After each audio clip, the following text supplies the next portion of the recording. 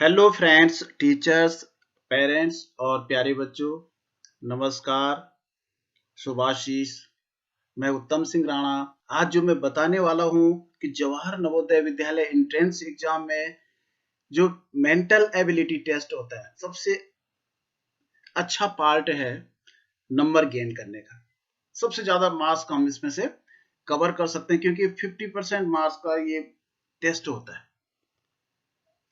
यानी इसमें total 80 question होते हैं और 80 में से जो 40 क्वेश्चन होते हैं वो मेंटल एबिलिटी के होते हैं। और बच्चे जो भी इसको करते हैं तो वो सोचते हैं कि मैंने 40 में से 40 सही कर दिए, लेकिन एक्चुअल में ऐसा होता नहीं है। अनजाने में बहुत सारे प्रश्न गलत हो जाते हैं या बच्चे उन बारीकियों से परिचित नहीं होते हैं कि ये सॉल्व कैसे करने थे, और बच्चे उसको दूसरी दृष्टिकोण से, दूसरे नजरिए से उसको सॉल्व करते हैं। और बच्चा अपने पेरेंट्स से, टीचर से घर आके बताता है कि मैंने तो 50 में से 50 सही कर दिए, 40 में से 40 सही कर दिए, लेकिन जब रिजल्ट आता है तो बच्चा निकलता नहीं है। क्यों? क्योंकि बच्चे ने उसको सही नजरिए से उन प्रश्नों को नहीं परखा है। आज मैं आपको इसके आसान तरीके बताऊंगा किस तरह से ये हल हो सकते हैं और क्या क्या सावधानियां हमें पेपर को सॉल्व करते समय, ये जो मेंटल एबिलिटी वाला पोर्शन है इसको सॉल्व करते समय क्या क्या सावधानियां हमें रखनी है, ताकि हमारे यहाँ 40 में से कम 38 या 39 नंबर इसमें कवर हो जाएं। तो अगर दो तीन सवाल अगर मैथ्स का पोर्शन हमारा कठिन भी होता है, उसमें गलतियां हो जाती हैं, जो लैंग्वेज वाला है वहां थोड़ा एक दो प्रश्न कठिन आ जाते हैं, वहां गलतियां हो जाती है, तो हम जो है 90% कवर कर जाते हैं अगर हम इस पोर्शन को बहुत अच्छे ढंग से अगर हम इसको सॉल्व करते हैं। तो सबसे पहले तो हमें ये समझना है जो मेंटल एबिलिटी टेस्ट में जो फिगर आते हैं वो कितने प्रकार के आते हैं।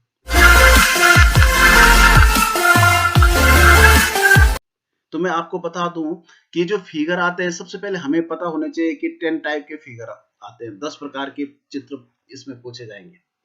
ठीक है ना? 10 प्रकार के अलग अलग, प्रत्येक का पैटर्न, मतलब प्रत्येक पैटर्न के 4 क्वेश्चन होंगे और 10 अलग अलग तरह के पैटर्न के क्वेश्चन आपसे पूछे जाएंगे। तो सबसे पहले माइंड में ये आपको याद रखना है। तो एक प्रकार का जो पैटर्न पूछा जाएगा वो पूछा जाएगा कि चार अलग अलग चित्र,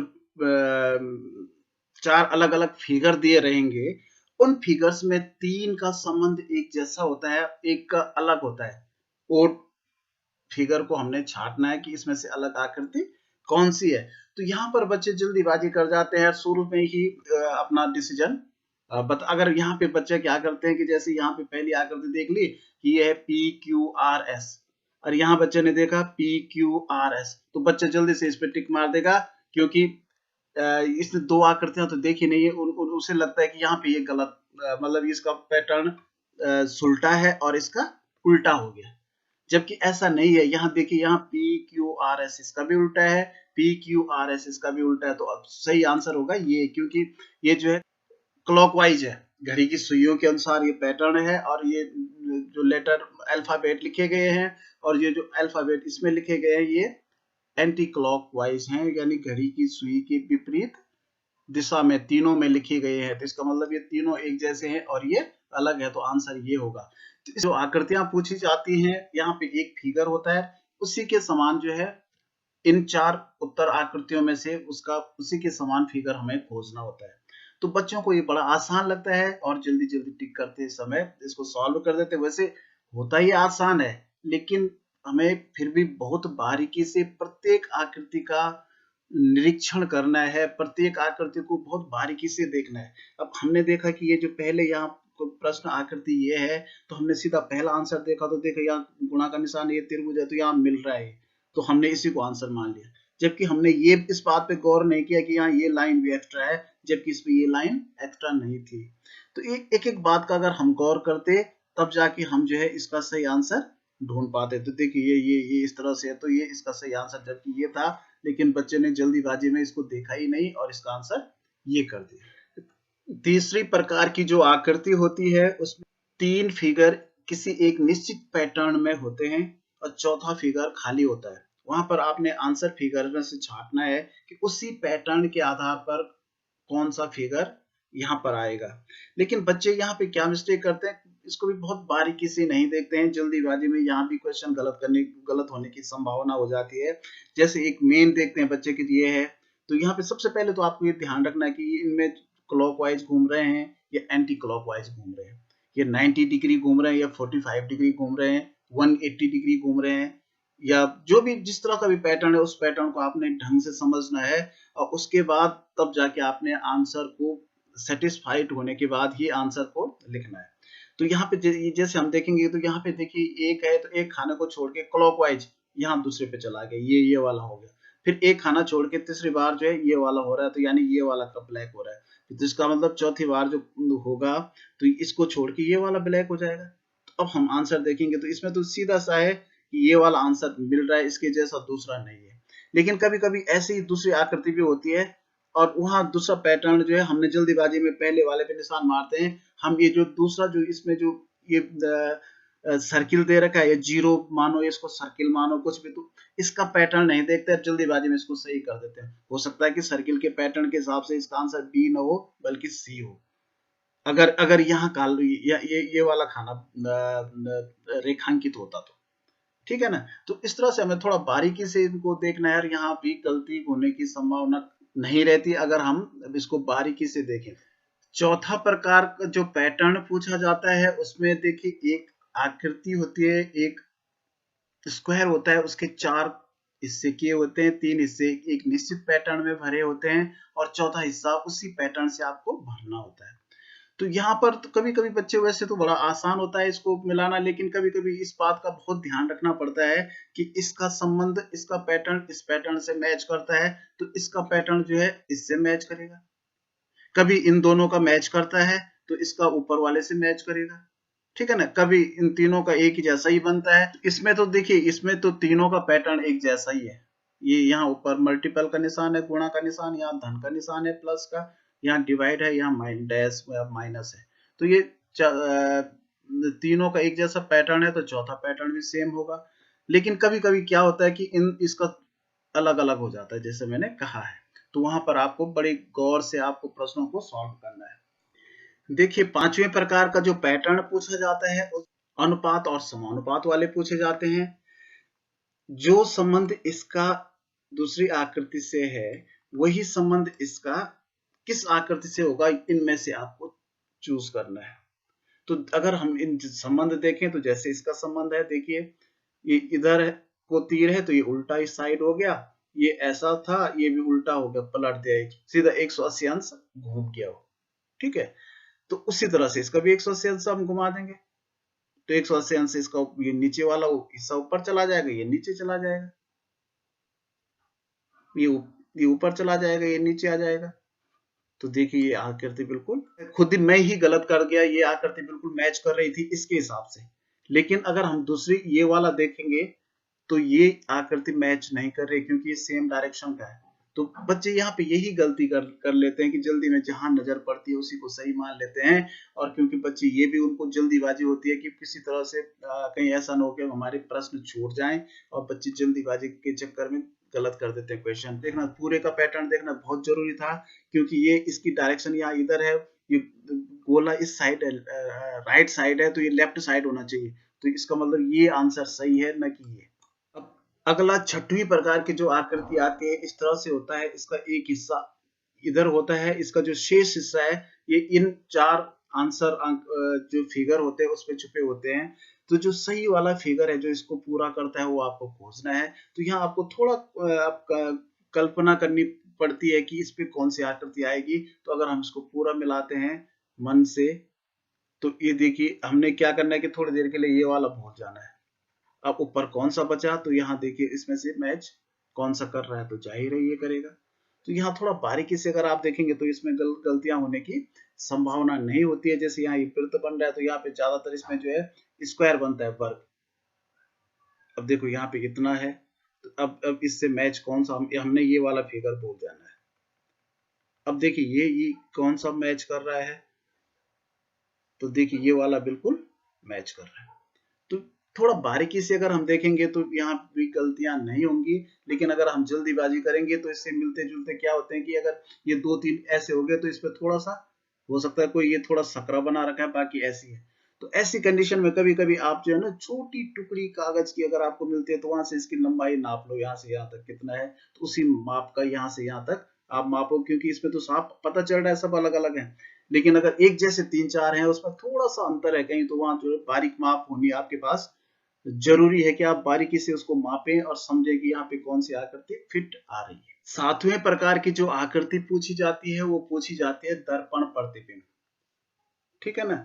तो मिरर में कोई चीज कैसे दिखती है, ये आपको मिरर में कोई वस्तु कैसे दिखती है इसको इसका आपको अनुमान होना चाहिए। यहाँ पर आपको क्लियर होना चाहिए कि अगर दाहिनी तरफ मिरर है या बाईं तरफ मिरर है तो ऐसी कंडीशन में जो आकृति का जो शेप है, जो कैसे दिखेगी आकृति, तो ये जो है ये ठीक वैसे दिखती है जिस तरह से अगर हम इसको, ये देखो अब मैंने इसको हॉरिजॉन्टल 180 डिग्री घुमा दिया, तो ये इसका जो इधर वाला हिस्सा था इधर आ गया।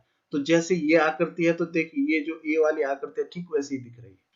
मोटा मोटा अगर हम देखें तो हमें ये अनुमान होना चाहिए कि जो शीशे की तरफ वाली आकृति है तो यहाँ भी यहाँ उल्टी दिशा में चेंज हो जाएगी। ये इस तरफ शीशे की तरफ ये गोला है, ये गुणा का मल्टीपल का निशान है, गुणा का निशान है, तो ये इस तरफ आ जाएगा।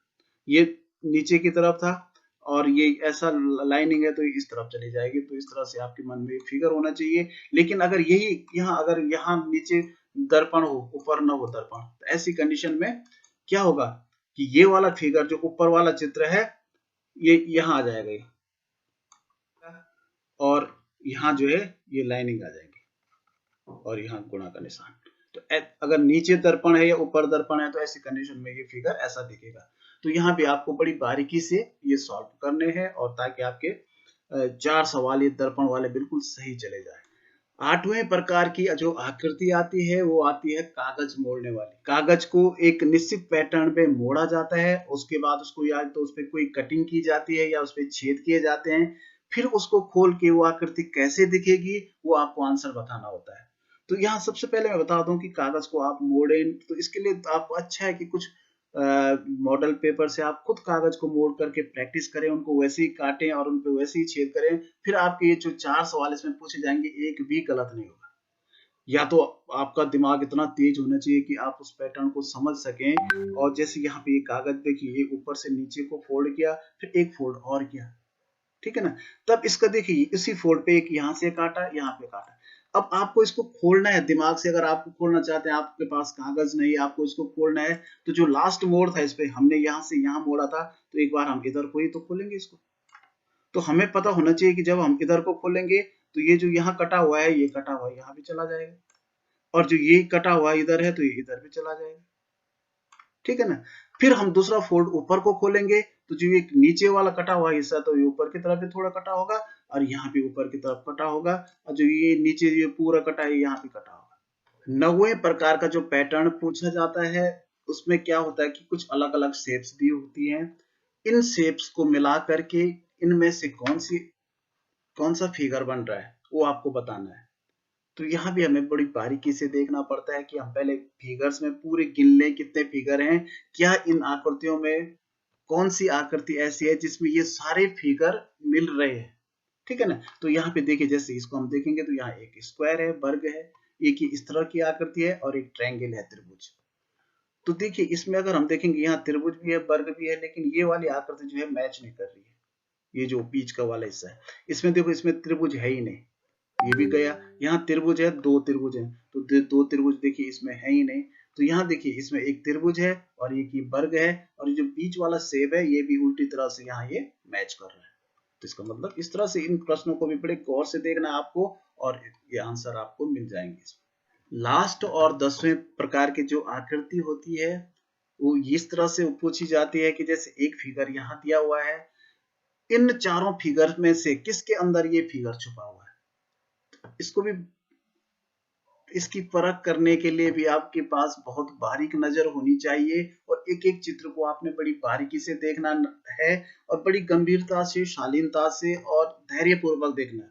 क्योंकि बच्चे क्या करते हैं कि 1-2 बार देखते हैं तो परेशान हो जाते हैं, जल्दी से आंसर उसको टिक मार देते हैं। ऐसा आपको नहीं करना है। जब तक आपको आंसर नहीं मिला है तब तक आप एक एक हिस्सा इसको बारीकी से देखिए। देखो ये है, इसके अंदर जो है इस तरह का कोण जैसा निशान बना रखा है, या इसको आप कोण ही मान लो, जो लगभग 60 डिग्री का एंगल ये खड़ा बना रखा है।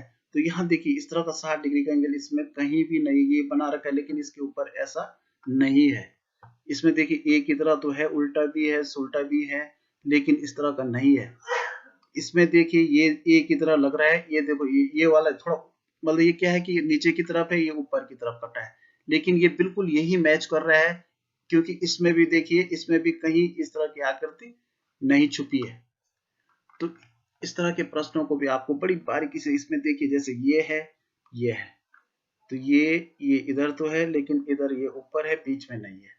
यहाँ खड़ा डंडा सीधा है ही नहीं, इसमें खड़ा डंडा है, लेकिन इस ये वाली लाइन नहीं है। इसमें देखिए ये है और इधर को ये बिल्कुल मैच कर रहा है। तो इनको आपको बारीकी से अगर आप देखेंगे तो आपके 40 में से 40 नंबर सॉलिड मिल जाएंगे। इसके लिए न तो आपको ज्यादा मेहनत करनी पड़ती है, केवल थोड़ा प्रैक्टिस करनी है और बारीकी से और बड़े ध्यान पूर्वक आपको प्रश्नों को सॉल्व करना है, और आपके 50% मार्क्स कंप्लीट हो जाते हैं, आपका सिलेक्शन 100% हो जाएगा। मेरी शुभकामनाएं आपके साथ हैं। अगर आपको ये वीडियो अच्छा लगता है तो इसको लाइक जरूर कीजिएगा, शेयर जरूर कीजिएगा। Okay, thanks, bye.